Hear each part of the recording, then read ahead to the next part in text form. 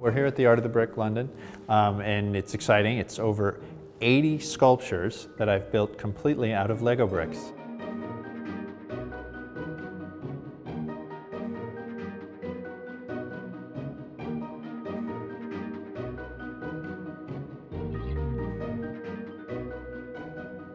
I got my first Lego set when I was 5 years old, and I started building right away. And then I kept exploring with Lego, playing with Lego as I grew up. And when I got out of college, I didn't really know what I wanted to do with my life. I didn't really have faith in my art as a viable career, and there was some societal pressure to get a profession, so I ended up going to law school and studying law and practicing law in New York City. But I would come home at night and I would need some sort of creative outlet. Sometimes it was drawing, sometimes it was painting, and sometimes it was sculpting. And eventually one day I decided to try sculpting out of Lego, and it worked out very well, and so I just have kept experimenting with Lego as a sculpture.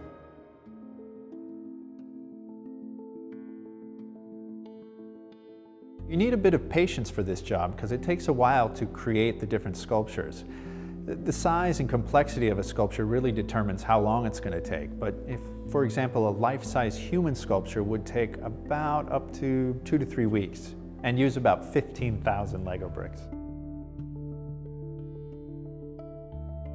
One of the themes I focus on is transition and metamorphosis. I've made some changes in my life. I've gone through some transitions, and that's something that some of this art focuses on. There's a piece called Grasp, where a figure is pulling away from this gray wall, but all these arms are grasping at it. And that comes from when I was an attorney and I was making this transition into being an artist. And several people said, you know, you're crazy, you're making a mistake.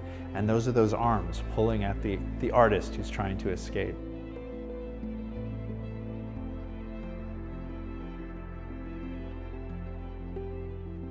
I think using Lego has been great because it makes the art very accessible. It allows people to relate to the artwork in a whole new way.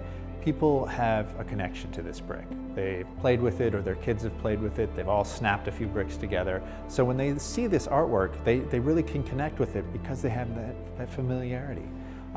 People see a marble statue and they can appreciate it, but they won't have marble at home they can start chipping away at. But people have Lego at home. And so when they go home from seeing the Art of the Brick, hopefully they go home and are inspired to create on their own.